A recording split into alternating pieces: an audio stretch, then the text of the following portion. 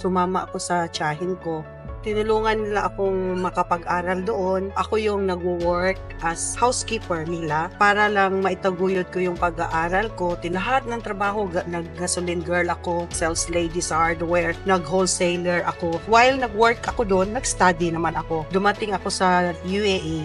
Ang una kong work is a white dress. Na-scam ako ng 2 times na ma'am. Pero package na yan sa business ma'am. Kailangan huwag kang magpapanik, control pa rin sa sarili mo. Huwag kang magpapadala sa mga emosyon, kala mo wala ng pag-asa. So, i-carry mo lang, move on. Lahat ng problema may solusyon. Parang isang nawala, tapos triple ang bumalik. End of the day, buhay mo yun. Hard work mo yun. Basta, ikaw ang nakakaalam at saka si God. Sa mga family ko, sa mama ko, kailangan ko tong gawin para sa kanila. Ayaw ko maranasan nila ang naranasan ko dati.